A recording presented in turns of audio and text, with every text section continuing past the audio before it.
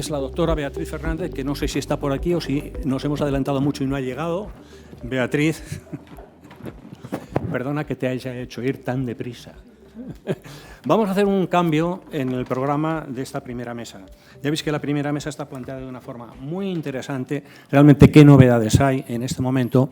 Lo que vamos a hacer es adelantar la charla de Clara García Carro, porque se tiene que ir, tiene que coger un avión y, por tanto, ya va a ser la que va a comenzar, sin más dilación, hablándonos de la importancia de la inflamación y de la diabetes, que es un tema tabú, pero que es un tema importantísimo. Muchas gracias por la invitación a tratar este tema, que la verdad me pone un poco nerviosa porque hay mucho que hablar y tengo 15 minutos. Pero bueno, yo soy de Coruña y en Coruña se hacen las hogueras de San Juan. Y cuando son las hogueras de San Juan, lo que vemos es una playa completamente llena de fuego. Al día siguiente de las hogueras, la playa se queda así. Lo que hay es basura y muchísima ceniza. Y a mí esta imagen de la playa llena de ceniza y de basura me recuerda mucho a lo que pasa en el riñón, en la enfermedad renal diabética y en realidad en la enfermedad renal crónica. ¿Por qué? Porque nosotros, a día de hoy, los nefrólogos, estamos haciendo terapias nefroprotectoras o tratamiento renoprotector en estadios en los que ya hay un daño más que evidente y un daño que lleva mucho tiempo larvándose. Cuando vemos albuminuria, el daño renal lleva ahí ya años. Y cuando vemos lesiones histopatológicas, ya no os quiero ni contar. Es decir, lo primero que quiero transmitir con esto es que tenemos que pensar en el tratamiento precoz. La etiopatología de la enfermedad renal diabética está basada en 3 pilares: los cambios hemodinámicos, los cambios relativos a la hiperglicemia y la inflamación, que quizás es un tema que está menos estudiado que los otros dos. Nos vamos a centrar hoy un poquito en la inflamación. En condiciones de hiperglicemia, los factores metabólicos, los factores hemodinámicos y el estrés oxidativo hacen que las células renales, tanto las endoteliales como los podocitos, las células mesangiales y las células del túbulo, se inflamen. Esto supone que haya una cascada de señales intracelulares y extracelulares con moléculas de adhesión, quimoquinas, citoquinas y factores de crecimiento, como por ejemplo el VEGF, que nos van a llevar a que se perpetúe la proteinuria y a la vez a que haya un estado inflamatorio con reclutamiento de leucocitos, principalmente de macrófagos, al parénquima renal, llevando esto a la progresión de la enfermedad renal, a que las células renales sufran un estrés y cierta senescencia y haya cambios ya no inflamatorios, sino fibróticos, IFTA, glomerulosclerosis, etc. Y esto es lo que se hace, un círculo vicioso que nos lleva a que esto vaya progresando. Hay ya estudiadas determinadas citoquinas, el llamado CRIS, que son un conjunto de 17 proteínas relacionadas con la superfamilia del receptor TNF, que se relaciona su presencia con mayor riesgo de progresión a enfermedad renal terminal en pacientes diabéticos. Y son proteínas que no tienen una fuente renal, es decir, son proteínas sistémicas. ¿Qué pasa cuando estamos sometidos al estrés de la diabetes, a los altos niveles glucémicos y a productos de la glicosilación avanzada? Pues que ya por esto hay un daño renal. Este daño renal hace que las células renales liberen al espacio extracelular determinadas moléculas que hacen una especie de señal proinflamatoria que es reconocida por los receptores de ellas mismas y envían señales a la médula ósea para liberar monocitos, principalmente macrófagos. ¿Qué va a pasar con esta activación macrofágica? Por una parte, que se liberen citoquinas promoviendo más respuesta inflamatoria, se hace un círculo vicioso, y por otra parte, que haya infiltración macrofágica del riñón en el parénquima renal. Eso lo vemos en las biopsias de los diabéticos. Esta inflamación en el parénquima renal nos va a llevar posteriormente a los estadios que vemos en las biopsias: fibrosis y atrofia. Estaremos en un estado de inflamación crónica y de senescencia celular.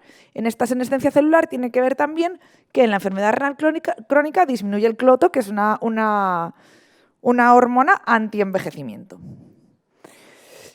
Por suerte relativa, a día de hoy tenemos terapias que tienen cierto efecto en este estado inflamatorio, que es uno de los principales a la hora de que progrese la enfermedad renal crónica.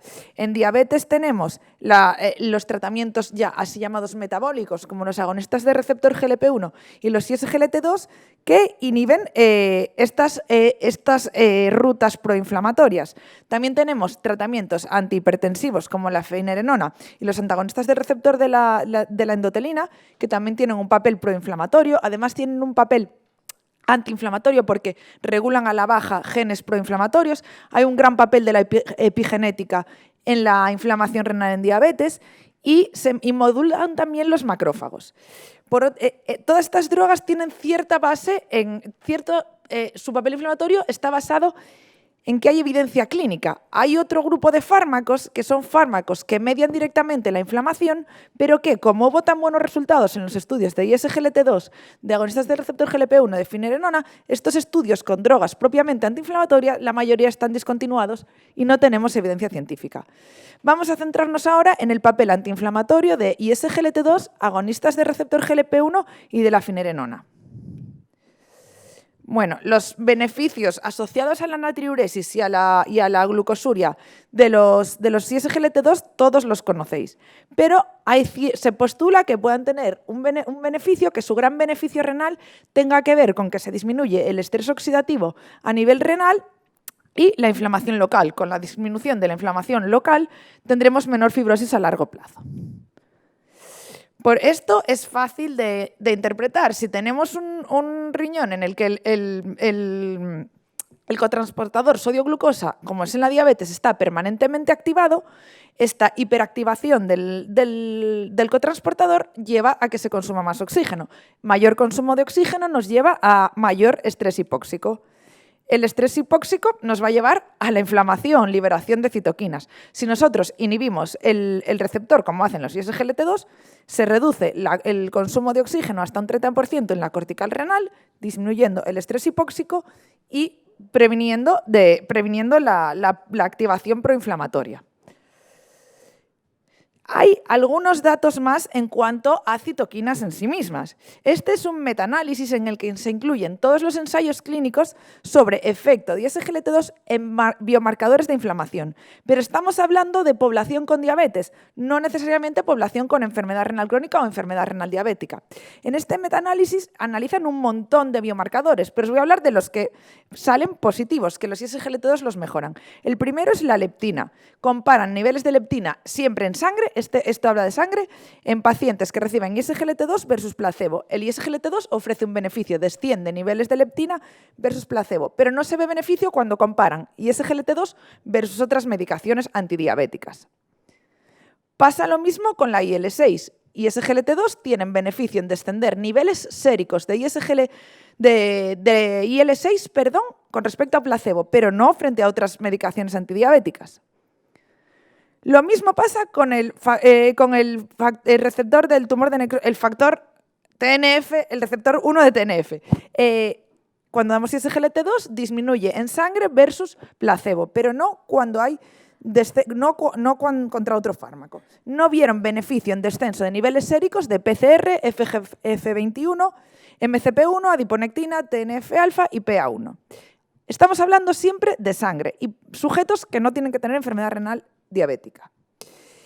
Otros 360 pacientes con diabetes, pero sin enfermedad renal crónica, lo que hacen es comparar ya no niveles séricos, sino niveles urinarios de MCP1 y de IL-6, ambos partidos por creatinina, cocientes Valla, placebo versus DAPA más saxagliptina. Y vemos que cuando se inicia ISGLT2 tenemos una disminución franca de los niveles séricos, urinarios. Estamos hablando ahora de niveles urinarios. ¿Vale? Vamos ya a ver pacientes tratados con DAPA y que ya tienen enfermedad renal diabética. Son 31 solo tratados con DAPA durante 6 semanas. Vemos que al tratarlos con DAPA, los pacientes son controles de sí mismos, se disminuye los niveles urinarios de KIM1, que es un marcador de daño tubular, y además disminuyen los niveles urinarios también de IL-6. ¿Vale? Parece entonces que los ISGLT2 tienen una tendencia a disminuir los niveles urinarios de las citoquinas proinflamatorias. Entonces, ¿el papel proinflamatorio es más llamativo renal que sistémico? No lo sé, no hay respuestas. Este es un estudio de la doctora Soler en Vallebrón que se hizo en ratones de BDB, ratones diabéticos, que se tratan durante 8 semanas con EMPA y ramipril. Y lo que se ve en el cuadrito de abajo es que mejoran mucho todos los parámetros de la inmunidad innata. Es decir, parece que también hay un beneficio a este nivel. Como teníamos muchas dudas acerca del papel antiinflamatorio de los SGLT2, pues decidimos investigarlo y pedimos un FIS el año pasado, que nos lo dieron. Lo que estamos haciendo es, en pacientes con enfermedad renal diabética que inician SGLT2, ver cómo se modifican los niveles de citoquinas proinflamatorias en sangre y en orina, es decir, se modifican solo en sangre, solo en orina, en ambos. Vemos si además esta modificación en los niveles se relaciona con marcadores de lesión podocitaria, y además estamos analizando también parámetros de función mitocondrial en pacientes antes y después del inicio de ISGLT2. La función mitocondrial también tiene que ver mucho con el daño inflamatorio en la enfermedad renal diabética, principalmente con el daño tubular. Los comparamos a los pacientes que inician ISGLT2 basalmente a los 6 meses del inicio del tratamiento, y comparamos de manera basal a diabéticos con pacientes no diabéticos en fase crónica con similar estadio de enfermedad renal. Y espero el año que viene tener algún resultado. Vamos ahora con los agonistas del receptor GLP-1.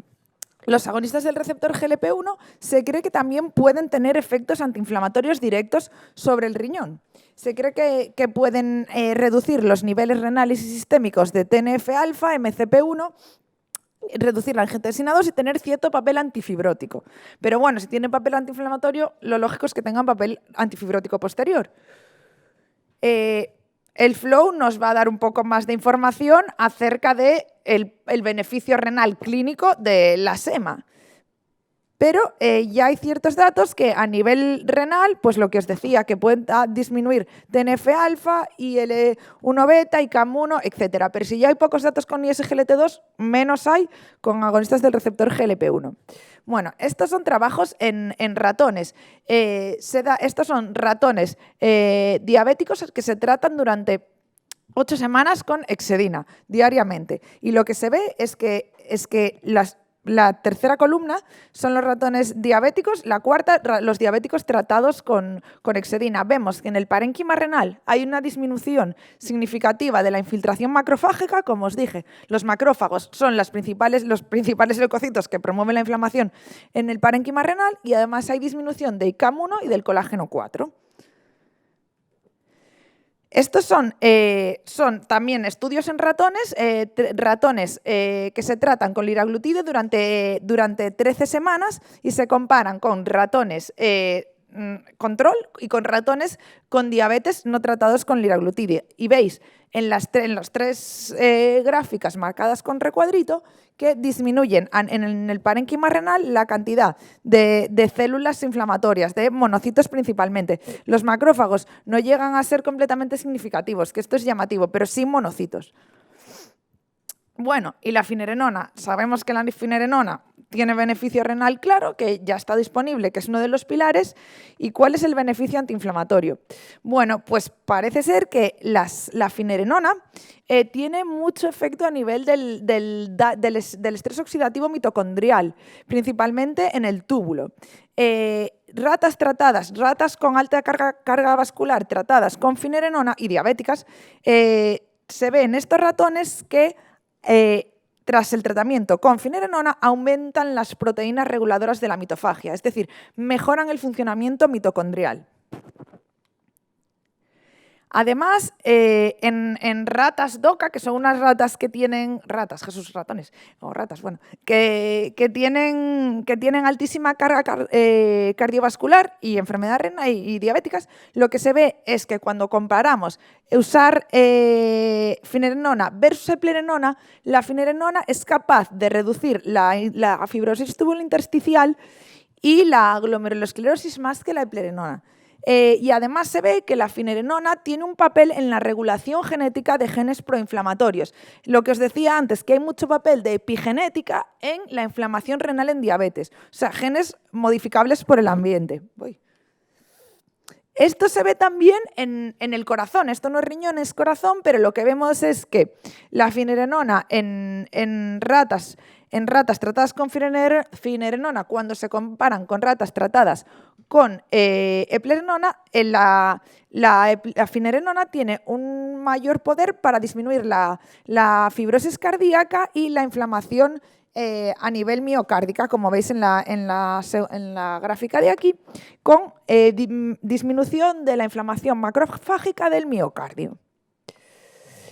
Y además se presentó el año pasado en la Americana, pero no fui capaz de conseguir el póster, así que lo traigo así, un subestudio del Fígaro que se llama Fígaro BM, en el que se miran biomarcadores de inflamación renal en pacientes del Fígaro. Incluyen 945 pacientes con enfermedad renal diabética que se estratifican a placebo, finerenona, Fígaro, y lo que se ve es que se encuentran que hay 373 biomarcadores que son modulados por el tratamiento con finerenona. Y se ve que estos biomarcadores encuentran 2 clústeres que están relacionados claramente con la inflamación.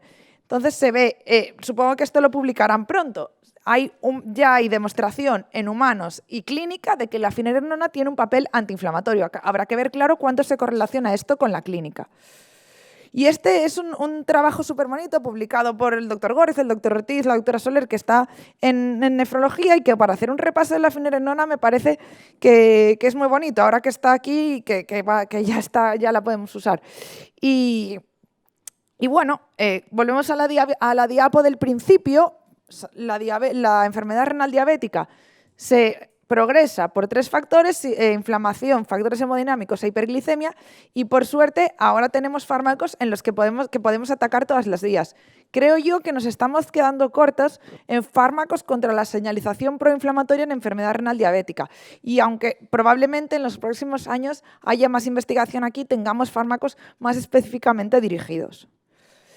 Como conclusión, pues si lo que tenemos en el riñón es una hoguera y estamos llegando a las cenizas, tenemos que ser bomberos, creo, y atacar antes de que esté todo quemado. O sea que mi conclusión es que con lo que tenemos que hacer tratamiento precoz con las terapias disponibles: bloqueo de la L-angiotensina y SGLT2, agonista de receptor GLP-1 y finerenona. Y tenemos que empezar a plantearnos si la prevención primaria tiene lugar, o sea, tiene cabida, que yo creo que sí, y que en los próximos años será lo que vamos a ver. Una chuleta para saber cuándo hay que usar cada fármaco, pero que ya os lo sabéis de sobra, y nada, y muchas gracias.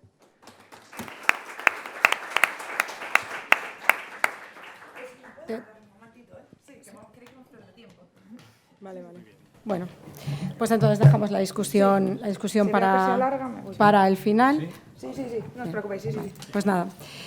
Bueno, pues vamos entonces a dar paso a nuestro segundo ponente de la tarde. Es el doctor Aleix Cases Amenós, del Hospital Clínico de Barcelona, gran conocedor de la enfermedad cardiorrenometabólica, y hoy nos va a hablar específicamente sobre este síndrome, nuevo concepto en la protección cardiorrenal. Adelante. Bueno, muchas gracias, Beatriz. Gracias a los coordinadores del GenDiab por contar un año más conmigo. Y el tema que voy a tratar es un tema que es difícil de resumir, porque es hablar del síndrome cardiovascular renometabólico a partir de un statement de la AJA y de 3 artículos adicionales que se presentaron. Esto es un poco el guión, la definición, la fisiopatología, el estadiaje, el cribado, la prevención, la predicción de riesgo cardiovascular con una nueva ecuación de predicción de riesgo cardiovascular y las conclusiones. Bien, lo primero es que la definición es un poco complicada, ¿no? Porque es trastorno sistémico caracterizado por las interacciones fisiopatológicas entre los factores de riesgo metabólico, hablemos de factores de síndrome metabólico, enfermedad renal crónica y sistema cardiovascular, que conducen a una disfunción multiorgánica, vasos, corazón, riñón y una elevada tasa de efectos cardiovasculares. Incluye tanto este síndrome, es un espectro, a personas en riesgo de enfermedad cardiovascular debido a presencia de factores metabólicos y o enfermedad renal crónica, como a personas ya con enfermedad cardiovascular establecida y que complica con otros factores de riesgo metabólico y o enfermedad renal. Y además, la probabilidad de progresión y de sus resultados adversos se ve favorecida por condiciones desfavorables en el estilo de vida y el autocuidado resultantes de las políticas económicas, los determinantes socioeconómicos y el medio ambiente. Conceptualmente, el problema empieza en una adiposidad excesiva o disfuncional que nos lleva, por un lado, a estas citoquinas proinflamatorias que producen inflamación, estrés oxidativo, resistencia a la insulina o disfunción vascular. Además, favorece el desarrollo de hígado graso que incrementa este fenómeno inflamatorio, favorece el desarrollo de hipertensión, dislipemia, síndrome metabólico o diabetes, y a nivel renal tenemos la hiperfiltración glomerular. Eso, tanto la inflamación como la hiperfiltración glomerular favorecen la disfunción renal. A nivel cardiovascular, la inflamación y los factores de riesgo favorecen la aterosclerosis, el remodelado miocárdico, la fibrosis y la disfunción cardíaca. Existe este crosstalk entre corazón y riñón por el cual se potencia negativamente cada uno de ellos, y esto, junto a la activación neurohormonal y la expansión de volumen, favorecen el desarrollo de enfermedades cardiovasculares.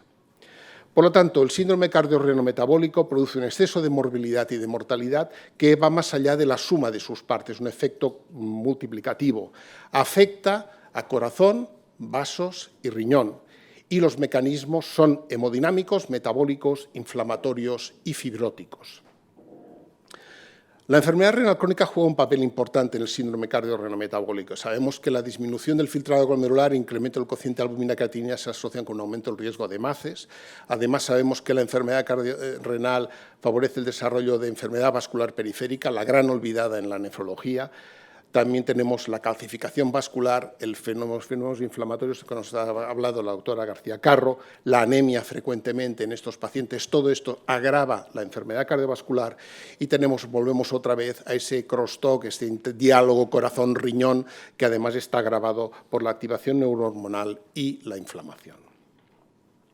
Los estadios son 4 estadios. El estadio 0 es ausencia de factores de riesgo. En esto lo que se predomina es la prevención primordial y preservar la salud cardiovascular, que no progrese. Estadio 1 es exceso de adiposidad o adiposidad disfuncional que nos lleva a sobrepeso, obesidad, obesidad central, alteración de la glucosa, de la tolerancia a la glucosa. Incluye también aquí la diabetes gestacional como factor de riesgo.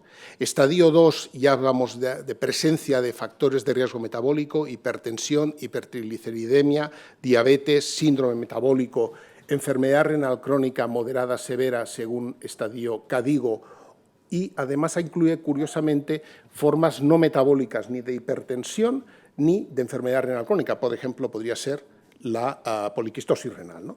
Estadio 3, ya estamos hablando de enfermedad cardiovascular subclínica, aterosclerótica, por ejemplo, un cociente score de calcificación coronario aumentado o insuficiencia cardíaca subclínica por biomarcadores o por ecocardiograma, presencia de enfermedad renal crónica estadio 4, 5 o de muy alto riesgo según CADIGO, o pacientes de muy alto riesgo cardiovascular. Y el estadio 4 incluye ya enfermedad cardiovascular clínica, pero no solamente estamos hablando de enfermedad coronaria o de ictus, sino que incluye también la enfermedad vascular periférica y también enfermedad cardiovascular no aterosclerótica, arritmias como la fibrilación auricular o la insuficiencia cardíaca. Y este síndrome lo divide en 2 estadios, 4A es paciente con enfermedad cardiovascular y 4B, enfermedad renal crónica terminal, dado el manejo distinto de este tipo de pacientes. Factores potenciadores de este síndrome son patologías inflamatorias crónicas, como puede ser el lupus, grupos demográficos de alto riesgo, alta carga de determinantes sociales adversos de salud. Es un aspecto relevante no solamente en Estados Unidos, sino que también se está empezando a ver que también juega un papel importante en nuestro país. Trastornos mentales, trastornos del sueño, como la apnea del sueño, potenciadores de riesgo específicos de sexo, historia de menopausia precoz, efectos adversos durante el embarazo, como trastornos hipertensivos, parto prematuro, bajo peso al nacer, síndrome de ovario poliquístico, disfunción eréctil, proteína C reactiva elevada o historia familiar de enfermedad renal crónica o de antecedentes familiares de diabetes que favorecen la progresión y el desarrollo de eventos. En cuanto al cribado, empieza el cribado en la infancia. Empieza el cribado en la infancia. Se habla de, a los niños, medirles anualmente, descartar que exista sobrepeso, obesidad, examen de salud mental, evaluación de la presión arterial a partir de los 3 años, al menos una vez al año, panel de lípidos en ayunas a los 9-11 años y a los 17-21 años, salvo que, por supuesto, exista historia familiar de dislipemia, todo lo cual hay que hacerlo antes. Detectar intolerancia a la glucosa y controlar la alanina aminotransferasa como marcador de hígado graso a los 9-11 años en sujetos con sobrepeso o obesidad, con riesgo de diabetes o hígado graso. La pregunta es esto aplicable a nuestro país o a nuestro entorno? Probablemente no, aunque tenemos que repensar si a lo mejor también alguna de estas iniciativas tenemos que seguir. A partir de los 21 años, el índice de masa corporal y el perímetro de la cintura anualmente, medidas de los parámetros metabólicos cada año también, a intervalos determinados, medición de albuminuria y creatinina. Creo que esto es un aspecto fundamental. Por primera vez se está hablando de que hay que medir de forma sistemática albuminuria y filtrado glomerular, detección de hígado graso y medidas del score de calcificación coronaria o biomarcadores de insuficiencia cardíaca o ecocardiograma.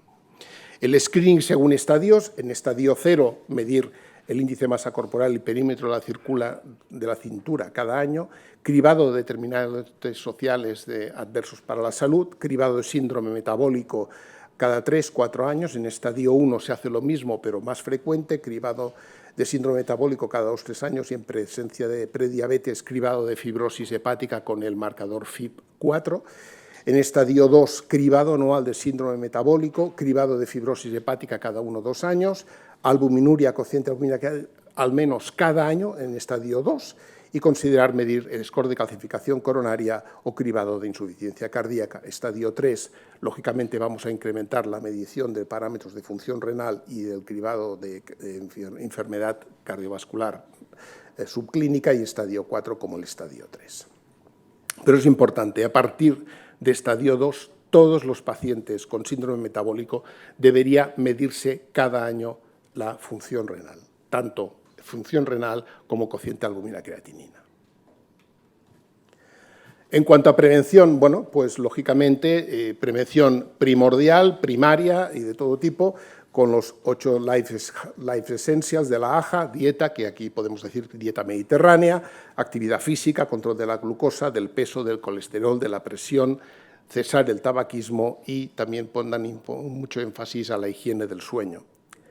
Medidas generales, pues, por supuesto, modificaciones del estilo de vida, screening de determinantes sociales adversos para la salud, esto también se está empezando a recoger en España según la nueva normativa del Ministerio en atención primaria, manejo por equipos multidisciplinares, lo hablaremos un poco más adelante, en cuanto a obesidad, farmacoterapia, índice de masa corporal superior a 30 o cirugía bariátrica por encima de 40, en estadio 4 se baja a farmacoterapia por encima de 27 y cirugía bariátrica por encima de 35, hipertensión objetivo 130-80, priorizar IECA SARA2 en pacientes diabéticos o con enfermedad renal crónica, en hipertensión resistente antagonista al receptor mineralocorticoideo esteroideo para hipertensión refractaria, enfermedad renal crónica directamente ISGLT2, considerar IECA SARA2 cuando hay al menos microalbuminuria y considerar finerenona en enfermedad renal diabética si albuminuria residual.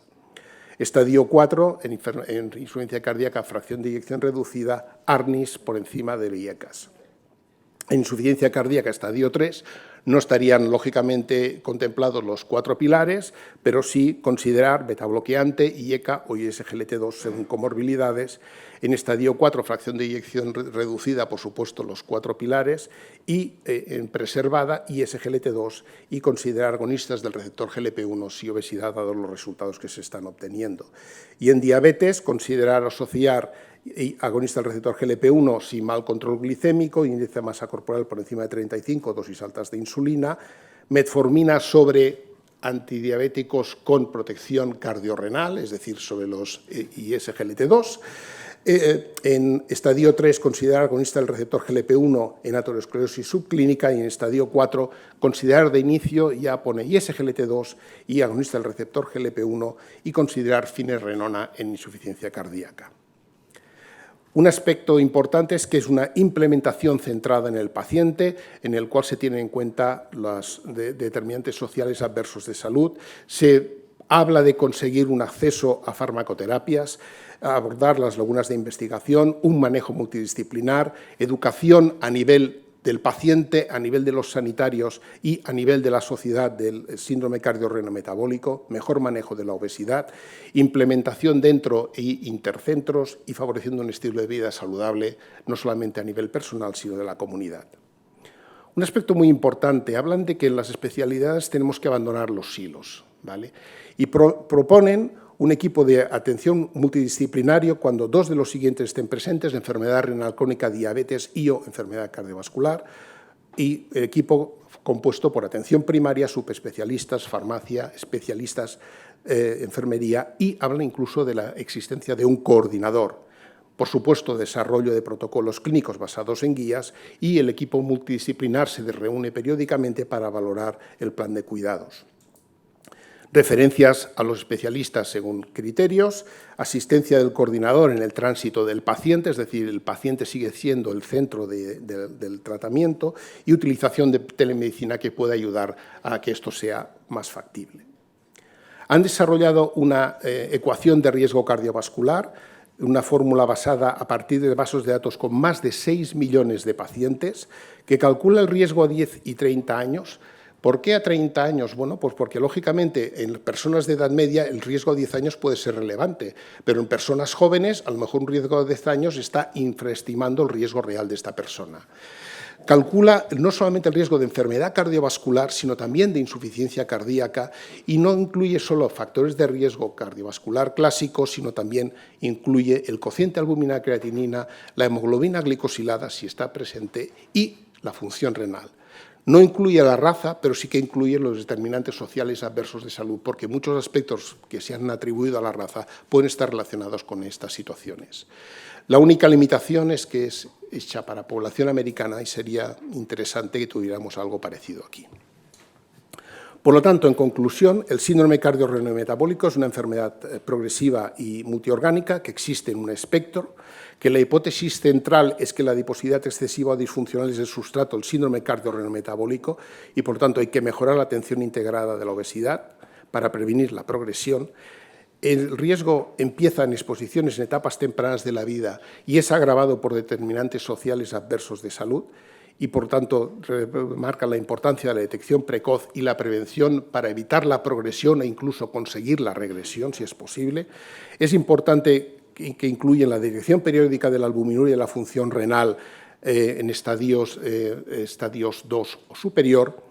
Debe generalizarse y repartirse de forma equitativa los nuevos tratamientos dirigidos directamente a tratar el síndrome cardiorrenometabólico, con énfasis en la implementación, especialmente en los pacientes de mayor riesgo, que son los que normalmente tienen más deprivación social. Y yo creo que, por último, pone en pie de igualdad la enfermedad renal crónica a otras patologías reconocidas ampliamente como enfermedades no comunicables de interés. Para quien tenga un interés adicional, acaba de salir publicada esta revisión que hemos hecho varios coautores aquí presentes y que desde ayer está presente en nefrología. Y no puedo dejar de recordar a nuestro querido compañero Manel Vera que lamentablemente una enfermedad injusta nos ha arrebatado. Muchas gracias.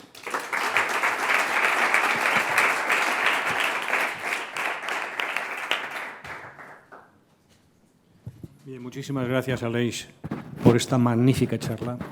Y para cerrar este bloque tenemos la presencia de una persona infatigable, Alberto Ortiz, que no hace falta que os lo presente porque todos le conocéis muy bien.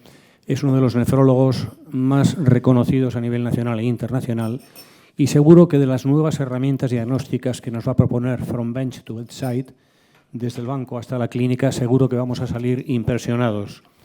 Y probablemente aprenderemos mucho. Alberto, cuando quieras. Muchas gracias, Alberto. Potenciales conflictos de interés que confesar y pues vamos a retrotraernos al pasado para ver el futuro. Sabios chinos dijeron en su día que el médico mediocre es el que trata la enfermedad establecida. Eso es lo que hacíamos los nefrólogos el siglo pasado, al tratar el fallo renal con diálisis. el médico intermedio, bueno, es el malo, el mediocre pues trata la enfermedad ya establecida, lo que estamos haciendo ahora con la enfermedad renal crónica, pero el médico realmente bueno lo que hace es lo que dice Clara, prevenir la enfermedad renal, y eso es lo que espero que hagamos antes de que se deshielen los casquetes polares.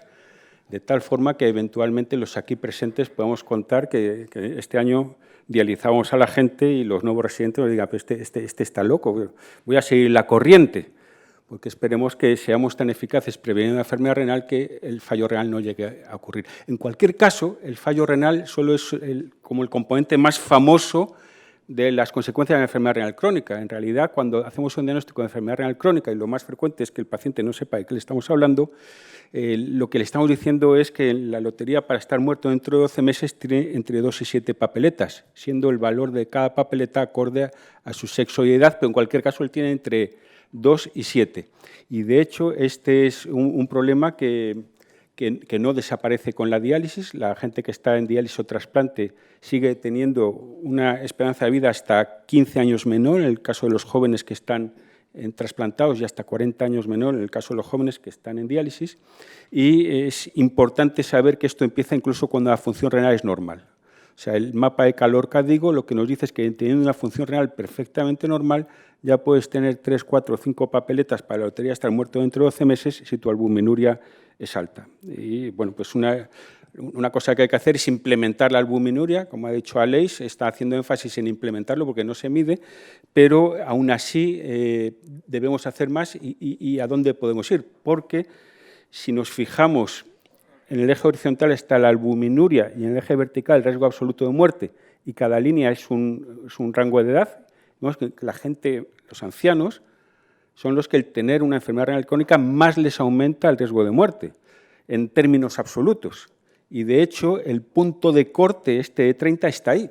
O sea, que es un punto de corte arbitrario. O sea, igual que con la hipertensión arterial, sistólicas por encima de 110 te aumentan progresivamente el riesgo de muerte, la albuminuria por encima de lo normal, que es indetectable, 1 o 2 miligramos por gramo, por encima de eso te aumenta sistemáticamente, o sea, linealmente el riesgo de muerte. Y a esta gente de aquí no le estamos llamando enfermedad renal crónica, pues de alguna forma por convención.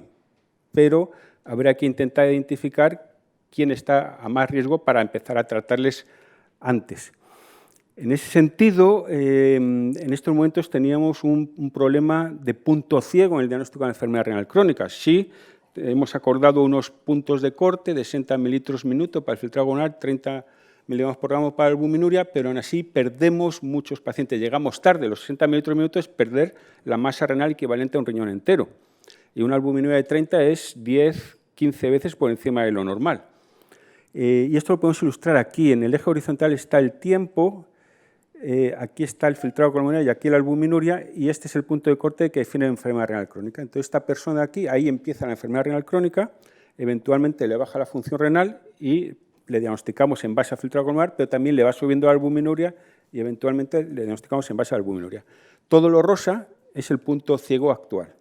Una persona partiendo de un riñón normales va perdiendo riñón, va perdiendo función renal, pero no le diagnosticamos hasta potencialmente décadas más tarde, y la prueba de concepto es esta, la poliquistosis renal. Existe una prueba, un biomarcador, si queréis, de imagen, que permite diagnosticar en muchos casos al nacer, pero no es hasta 30 años más tarde que le diagnosticaríamos en base al filtrado glomerular y 40 años más tarde en base a la albuminuria, si es que le sube. Entonces, el reto que tenemos para los próximos años es diseñar pruebas diagnósticas que permitan diagnosticar esta etapa ciega en cualquier nefropatía, bien cambiando lo que es el concepto de enfermedad renal crónica para llevarlo a etapas más tempranas de filtrado glomerular y albúmina, o bien diseñando pruebas que permitan identificar el alto riesgo, seguir llamando a enfermedad renal crónica igual que ahora, pero pruebas que permitan identificar el alto riesgo de eventualmente llegar al concepto actual de enfermedad renal crónica. Y bueno, ¿y todo esto por qué? Pues porque eventualmente debemos prevenir la enfermedad renal crónica, como decía Clara. O sea, los cardiólogos, el gran éxito que han tenido, que la enfermedad cardiovascular a nivel ajustado por edad, de hecho, está disminuyendo a nivel mundial mientras la enfermedad renal crónica aumenta, es que lo previenen. Y nosotros pues hacemos esto. Maestro, ¿qué ha estado haciendo hoy? Nada. pero ayer también está haciendo lo mismo, sí, y no he terminado. Pues desde el punto de vista de prevención de enfermedad crónica, si es por diabetes y obesidad, ya se encargan otros de evitar la diabetes y la obesidad, pero el resto de las enfermedades renales crónicas no estamos haciendo nada activo para prevenir, nada más que aconsejar una vida saludable, pues que es fácil aconsejar, pero difícil de hacer. Y luego, una vez que ya tiene entre 2 y 7 papeletas de más para el riesgo de muerte prematura, pues ahí 4P terapia, o sea, pasamos de nada a todo. Los 4 pilares, sí, pero ayer el filtrado glomerular 61 en vez de 59 y me decía usted que todo estaba bien. Entonces, esto de hecho está en las guías. Fijaos, estas son las últimas guías ADA-CADIGO. En los pacientes que tienen filtrado glomerular normal, albuminuria normal, diabéticos, dice que hay que hacer nada, screen, y luego, cuando le sube el albuminio un poquito, le baja, ¡oh, espantoso! Que es muy mal pronóstico. De esas 6 papeletas que tiene, devuélvame una si se toma todas estas pastillas. Entonces, yo creo que tenemos que cambiar el concepto a prevenir, pero claro, no podemos prevenir por igual a toda la población, que somos muchos en este mundo. Entonces, algo de por dónde van los tiros nos lo han dado los ensayos de seguridad cardiovascular de los señores de SGLT2.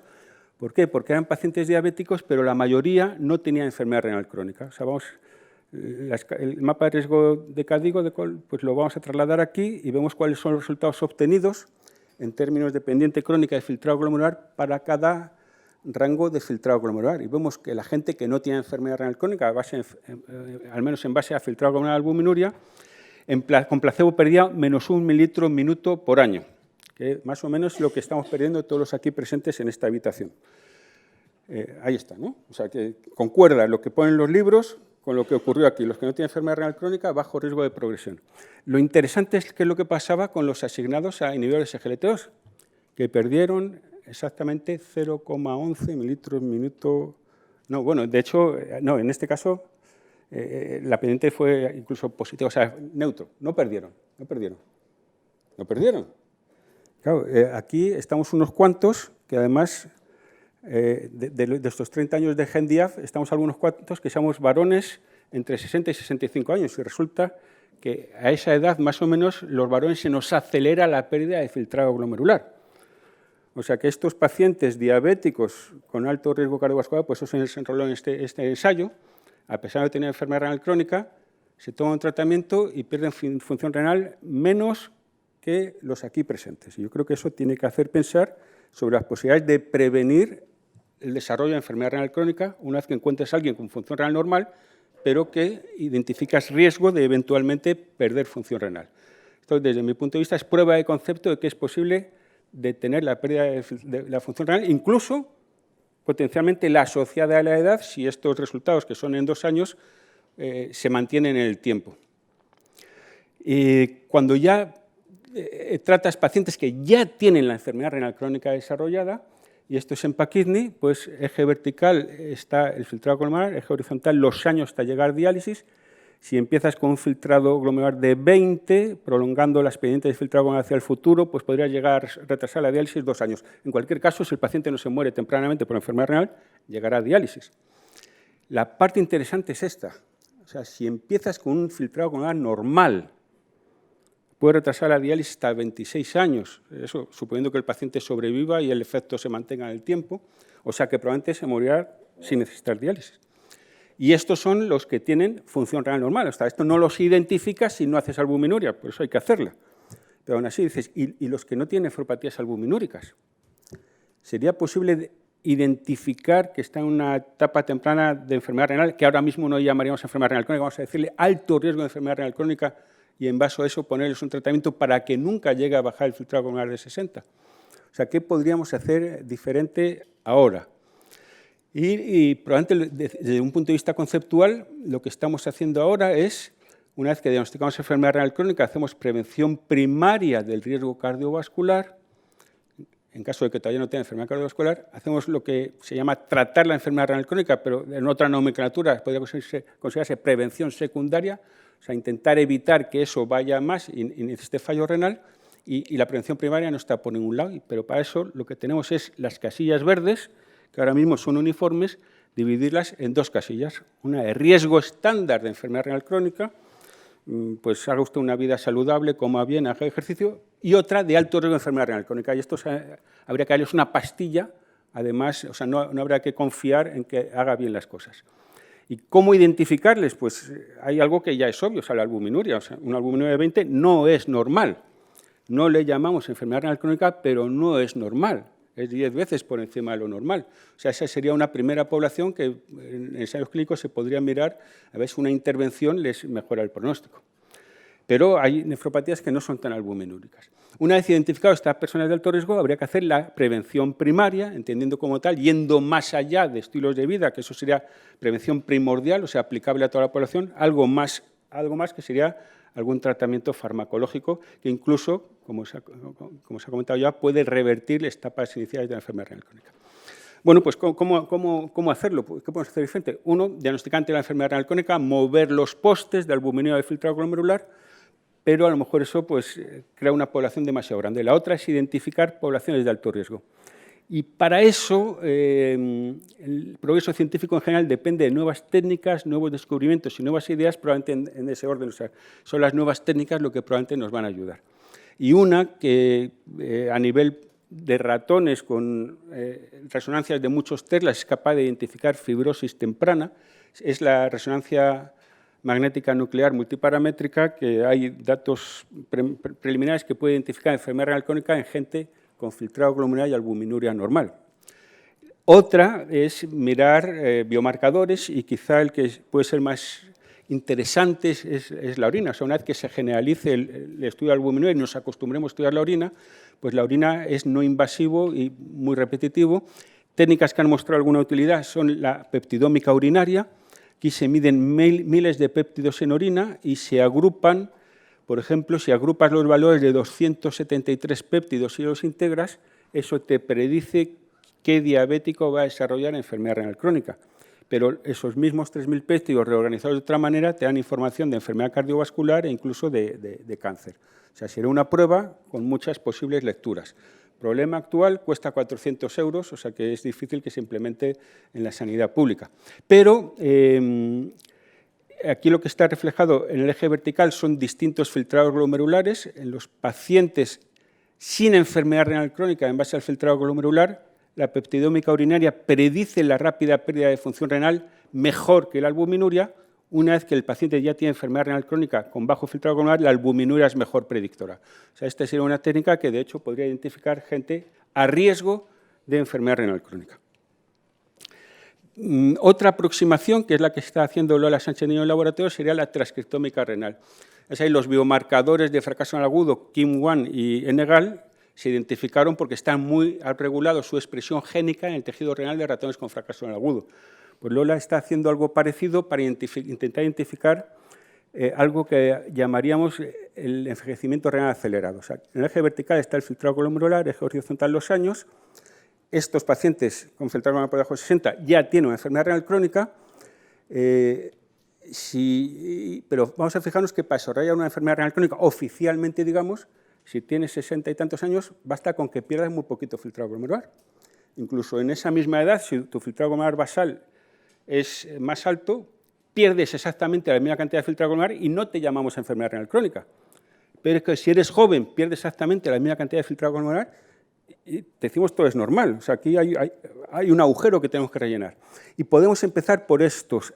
Estos son los pacientes, esta gráfica que se presentará en la DTA, es el filtrado glomerular. El 95% de la población europea tiene filtrado glomerular por encima de estos valores. O sea, que estos que tienen por debajo, esto es población sana. Esto es población sana. La población sana que tiene un filtrado glomerular por debajo del 95% de todos, presumiblemente podrían tener una enfermedad renal crónica que, en ausencia de otra enfermedad, podríamos llamar envejecimiento renal acelerado, y sería la población que, desde mi punto de vista, tiene interés el buscar algo más. Y ese algo más, lo que ha hecho Lola Sánchez Niño es hacer transcriptómica renal en ratones viejos, en ratones con enfermedad renal crónica y en ratones con fracaso renal agudo, y ha buscado qué genes son comunes a las tres entidades. Y es interesante que dos de los que han salido son conocidos, KIM1 y NGAL, los conocemos por el fracaso agudo, donde aumenta muchísimo los niveles, pero la enfermedad renal crónica también aumenta, pero menos, y el envejecimiento también, lo que es interesante. Hace unos años hicimos una revisión sobre el tema y concluimos que N-gal o KIM1 en la orina no aporta información adicional sobre el filtrado corporal de la albuminuria, pero ¿y en los que tienen eso normal? Pues en algunas poblaciones parece que podría ser informativo, por ejemplo, en la nefropatía de causa desconocida mesoamericana. Se ha seguido trabajando en este tema y entre los diabéticos, los que tienen enfermedad renal crónica tienen N-gal urinario alto y los que no tienen enfermedad renal crónica lo tienen globalmente parecido a los sanos, pero fijaos, niveles que son el doble en un grupo relativamente pequeño. O sea que a lo mejor esto combinado con nuestros parámetros nos permite identificar gente que tiene un daño renal y no le diagnosticaremos ahora enfermedad renal crónica. Resulta interesante que N-gal ahora mismo está autorizado por la FDA para uso diagnóstico. Esto quiere decir que se van a desarrollar test de bajo coste incorporables a los autoanalizadores de los hospitales.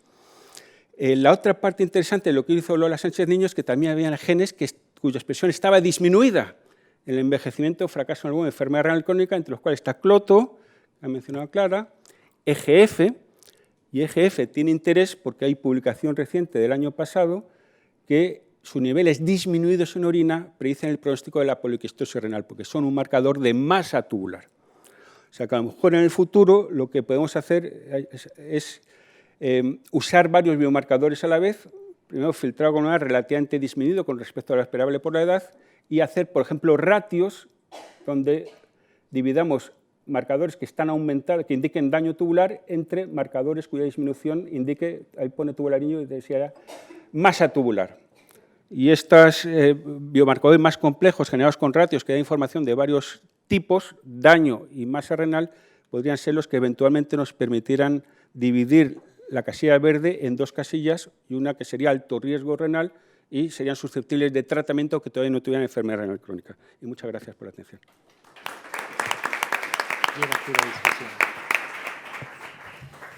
Pues muchísimas gracias, Alberto. Bueno, empezamos el turno de preguntas sin más dilación.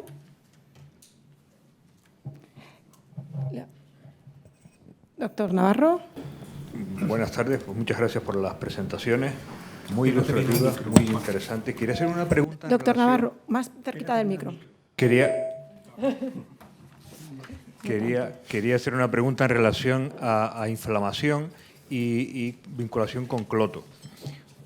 Nosotros hace un año y poco publicamos un trabajo que hicimos conjuntamente con Alberto, la situación de pacientes que tenían filtrados conservados, eran por encima de 75, y tenían incremento ligero de albuminuria en el A2, lo que hoy tenemos.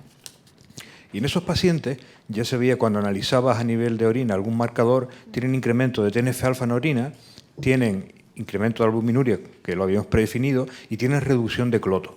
Incluso cuando en el laboratorio cultivábamos células tubulares con los ISGLT2, se observaba que tanto la represión de gen de cloto y de proteína a ese nivel por albúmina, por inflamación, digamos, los ISGLT2 son capaces de prevenir esa represión de cloto.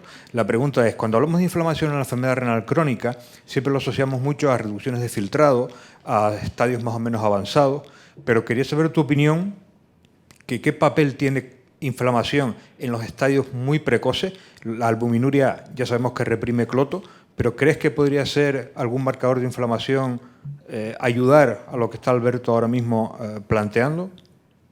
Claro, bueno, es una pregunta muy interesante. Yo creo que sí. O sea, yo creo que la inflamación es un estadio precoz. Y ya no hablo de diabetes solo, hablo de la enfermedad renal crónica.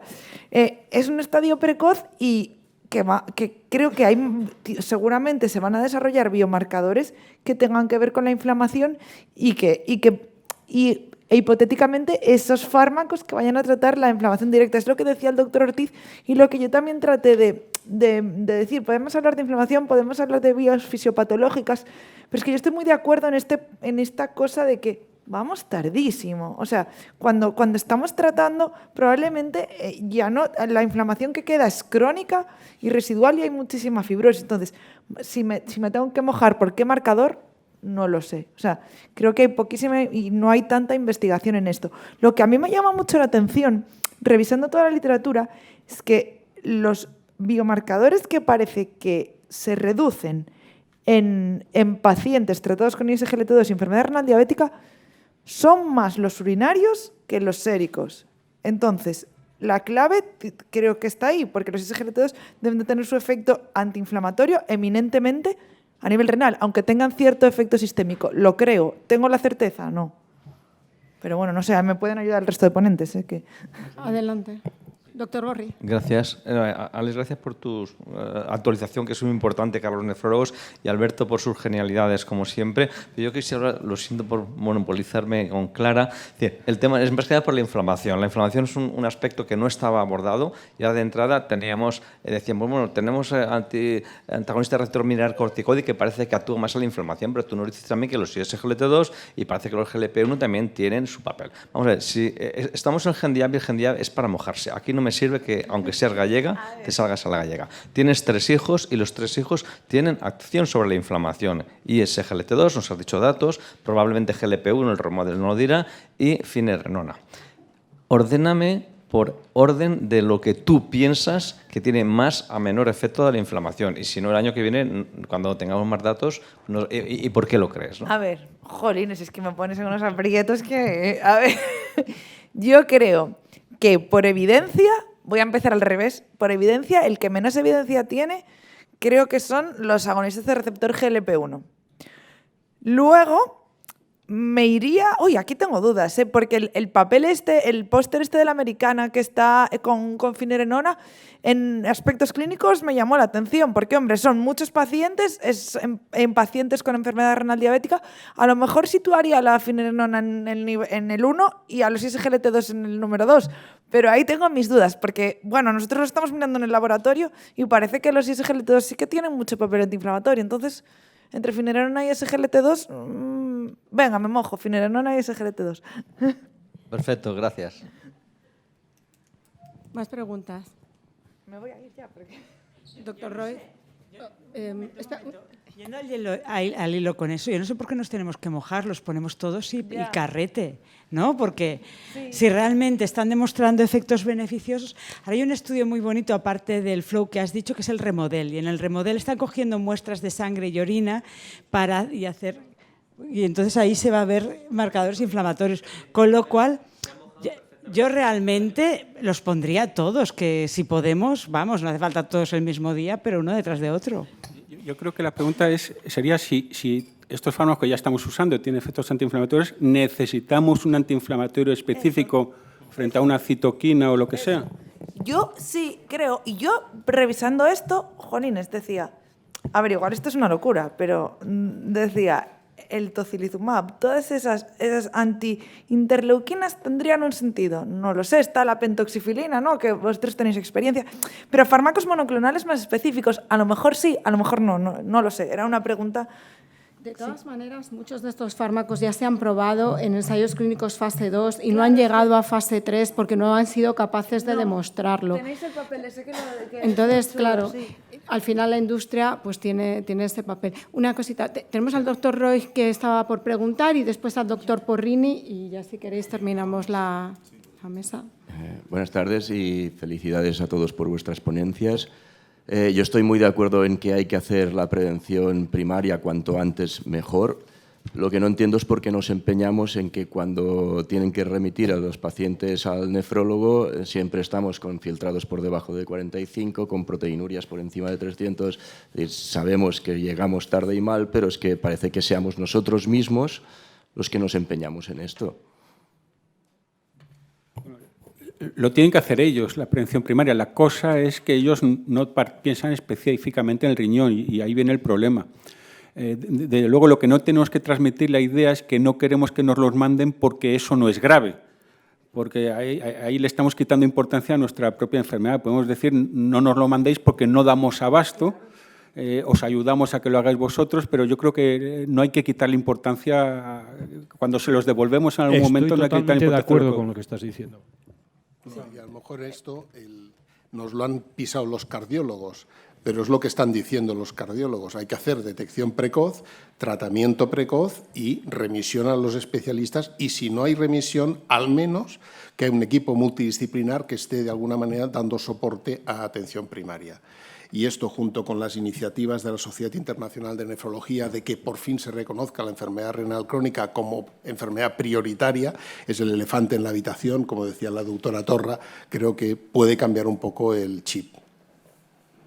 Doctor Porrini.